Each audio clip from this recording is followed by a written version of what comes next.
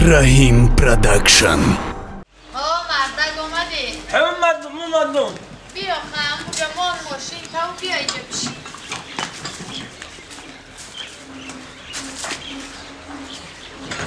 بیا مردم داماد آره دعوای جوانی نگاه کن فیلم تا دیدی؟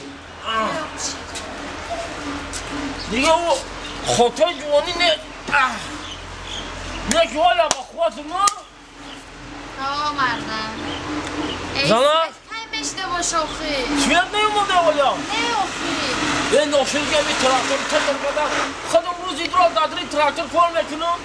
باید همی کار باری ارو با گوش ماینم دا میزنم همی آز تراکتور نمیفورم ای خبر نمون با پشت خانه یا ماشین بگذره ای زنک سویت خالی هم نیومده نه آخی نه چای یه نه خودتا هیچی نه خود دا اصل 21 سویت مرا یا اخساری چند مرد ساعت 8 برده گه یا 8 سحر 8 ساعت مرد من ساعت 6 شد یا مرده اوی تورم نگیره که یک همون میکنه که ای کار میبیان خسته چیکار کنم ساعت همه شو بیا مقصد زب خینی تو دور شوه نه که اوی علاو دا میکنی بوی علاو میکنه یا بورا تنه چه کاری بچه؟ شینه چه کسی آتا جو؟ چاکرم بچه من کار بار زندگی دورده عربه ورده زندگی کار بار چه کسی آتا؟ چی بچه مخم نشتم سویت نگاه کرده نفهمیدم چی گفتی؟ نه چیزی گفتی من راست گفت اهمیت ندادم تا اومدی چی گفتی؟ چه کسی گفتم آتا؟ چا کدم آچته نما کدم نه آتا جان ای بای یعنی زندگی نخوا ساعت 8 بگه شود نه چای نیاخری ها خیمم ساعت چای نخوردم نمیجا 6 تا در خونه مصیبتش داد دارم شما بشینه من برم 4 تا علاو کنم چای بجوشانم آخی شام شیده کی چای میجوشونم حد در زنک ببره ای خدا مرا جون ما بگیره در پیشی پایت بگیره خیلی که همون گفت همین ای زنک موندم ای دنیا موندم زنچید همین زنکی خودم نموندم اینا فکری خودم میکنم تو چی پوچ بوش کده ایما اشاره کده اومدی چی نیاد داری تو؟ چی گفت؟ دادی دیل تمام دا بگم تا که یه حال جا بیام تو چی قد پوچ کدیسی؟ ها خیلی یادو چم عقل کدرها چی آجا تو چی دیدی زنی من کشید با عقل میشه میگن همسه رنگ میگره زنک اشاوها خیلی تا بانی موتا سکرید نیست فهمیدی ما در اصل اوتا و دخترم یکم رنگی جورایه ها بانی پدر و فرزن باید سکرید نباشه او چند بار گفتم اهمیت ندو اهمیت ندو؟ نه با گفتیم که ددیلشتم گفتم ولی اوتام دا بگم نگم اوتام جنگ میکنم من گفتم با ترسنم خیلی گفتم که میرم گفتم همین ایالا کارش که غلطی کاری ایالا فقط مرده کار میتونه زنک کی جون داره زنک موی سرش دراز عقلش کالتا ها تاجان راست بگو اوتا جان گوش کن ها خیلی ما هنسیم فهم همش مرا شو کردن فهمیدی همسیفات همه شوکا یکم تمام نه 27 ساله شده من خیلی همه باید که تقدیر نصیب بر بچه هم تقدیر نصیب انشاءالله وقتت شده میشه خدا خواسته باشه میشه خیلی تقدیر نصیب بر بچه هم خیلی مو چند برمی درمی برا و چه من گفتم خیلی بار چند بار نمیده کش موندم چند بار تو بچه هم دلت شو میکشه میفوره شو کنی 27 دارم و هنسیم فهم همه شو کده 2 گودکی 3 گودکی دارم اگه بچه هم تقدیر نصیب باید دیگه یک روش هست روش کدام؟ هست فقط با یک شرط چی شرط؟ شرط همه که میری دلی آچتا میوی تماری بخش میگیری آچت تماری بخش داره بچه هم تماری بخش داره؟ همی آچت تماری بخش داره همی دلی آچتا بیو تماری بخش که داد یه روز دا پی پاد کنده شو میکنی میری دلی آچتا بیو چند تماری بخش داره؟ آچت تماری بخش داره بچه هم اگر آچت تماری بخش نمیداشت ما او که به عقل نبودم که آچی تیا گیرم چی؟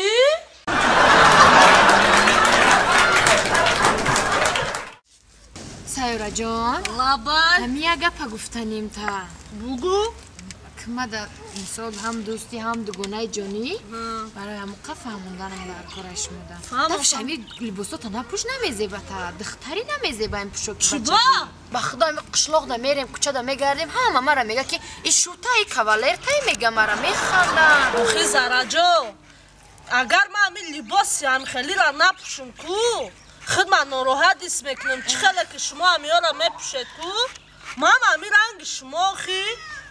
نه آخی سایورا جان این پوشاک تاجیکی بود دیگه های آخی آخی بفهمم خب بیا بریم پوشاک تاجیکیت کنم خارت که نه کارم نکده چی با؟ خب شهر دا میدونم میپوشن و قشلاق دا این جای خیلی لباسا نیست های آخی خب فهمیدم میدونم گپ تا گپ زن چی گفته سبدی؟ سایورا جان یه بچه کتی گرم میزنم آخری داره بعد یعنی که 3 روز پس بعد خیلی نرفتم نمیدونم چی خیلی گرم میزنم با ما رفتم چی گرم زنم چی خیلی چی گپ زنی؟ خیلی با شما شهر ده دخترکای چه چی خیلی عشق و عشق را دیده اومدگی یعنی چینیم چی نمیدونین ما خیلی نگشتیم دخترکای قشلاق من قیاگم چی سویدم ته ما رفتم یا گلا یاگم چی پدرکا بیاره با ما چی میگم آخه خیلی زارا جان اگر گل تونوار میدونی چی میگیش؟ میگوی که اصل جان شما خطان گله چی در کار گل؟ خیلی میگن اوه زارا جان خب بیا بریم اگه نه آشتیپات تیار شده ابی تا کنیم بعد بودال شده بیا بریم که من گشنم ای خوشه مراد چی کاری کردگین؟ عاشقی خیلی دل دختره یافتی اینا ملاقاتگاه سویدنیا فیرود کردی در گردت زدی سویدنیا اینا دختری اومد پل در کیسه نیست نداری پل گل بردن در کنیم چی بردن در کرو دختره انا پل نداری گل 30-40 میشیده ای به ای دست خولی رفتن خونه را تگ بالا کردم این یه پرتفلی افتم یه دختر چون میگه دادی کشو دادی چکار کنم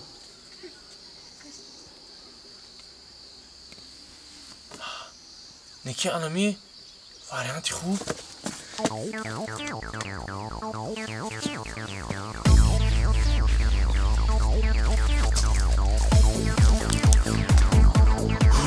یافتم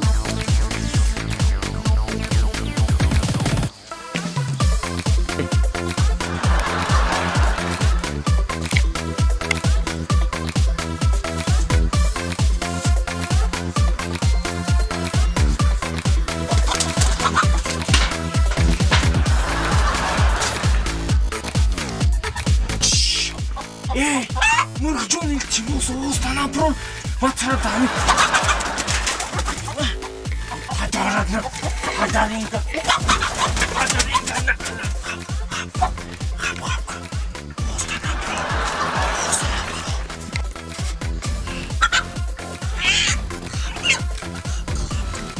واو صورة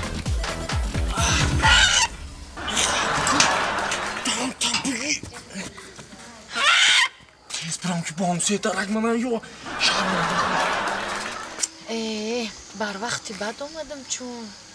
ای بچه گفتگی نیومد که خونه شون رای دورده ممکن ای که جا اومده استه باشه